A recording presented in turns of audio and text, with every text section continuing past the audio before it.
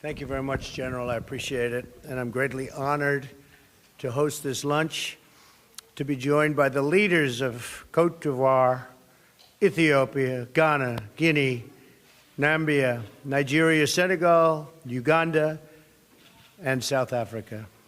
In particular, I want to thank President Condé, who is representing the African Union. Thank you. Thank you. In this room, I see partners for promoting prosperity and peace on a range of economic, humanitarian, and security issues. We hope to extend our economic partnerships with countries who are committed to self-reliance and to fostering opportunities for job creation in both Africa and the United States. Africa has tremendous business potential. I have so many friends going to your countries trying to get rich. I congratulate you. They're spending a lot of money. But it has that tremendous business potential and representing huge amounts of different markets. And for American firms, it's really become a place that they have to go, that they want to go. 6 of the world's 10 fastest growing economies are in Africa. Increasing American trade and investment across diverse industries, including agriculture, energy, transportation, healthcare, travel, and tourism, will further transform lives throughout the continent. Secretary Tillerson and the U.S. Millennium Challenge Corporation are already considering an investment worth hundreds of millions of dollars in Cote d'Ivoire, which has made impressive economic reforms, really done a tremendous job. We also hope that African firms like the company Sasol consider making investments in the United States. Sasol, as an example, is building a $9 billion petrochemical plant in Louisiana, which will bring new jobs to the state, and really hardworking Americans will be manning those jobs. But we cannot have prosperity if we're not healthy. We will continue our partnership on critical health initiatives. Uganda has made incredible strides in the battle against HIV/AIDS. In Guinea and Nigeria, you fought a horrifying Ebola outbreak. Nambia's health system is increasingly self-sufficient. My Secretary of Health and Human Services will be traveling to Africa to promote our global health security agenda. Yet we know that our prosperity depends, above all, on peace.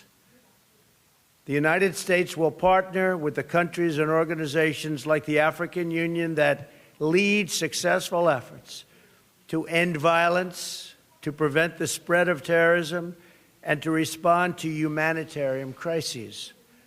I commend your troops currently serving in the field. Very brave, very, very brave what they're going through.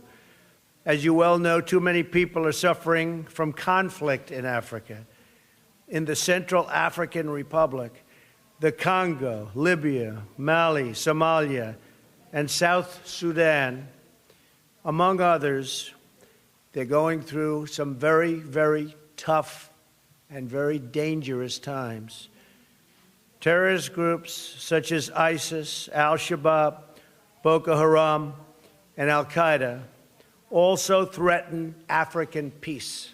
The United States is proud to work with you to eradicate terrorist safe havens, to cut off their finances, and to discredit their depraved ideology. And a number of you have told me, actually last night, that we've been doing a very good job over the last 6 or 7 months in particular. We're closely monitoring and deeply disturbed by the ongoing violence in South Sudan and in the Congo. Millions of lives are at risk, and we continue to provide humanitarian assistance. But real results in halting this catastrophe will require an African-led peace process and the sincere, really sincere commitment of all parties involved.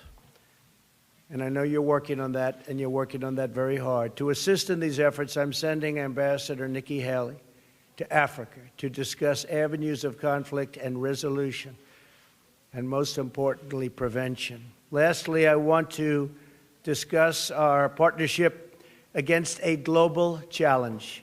Today, the world faces an enormous security threat from North Korean regime. We must all stand together and be accountable in implementing United Nations sanctions and resolutions in response to North Korea's hostile and menacing actions. We believe that a free, independent, and democratic nation, in all cases, is the best vehicle for human happiness and success. Thank you for joining me for this critical discussion of the challenges and the opportunities facing our nations. Africa, I have to say, is a continent of tremendous, tremendous potential. The outlook is bright. I look forward to hearing from you and your advice during the meal. I thought rather than just eating, we'll have long discussions, and I look forward to that very much. But I also look forward to getting to know so many of you, and so many of you I do know. And it's an honor.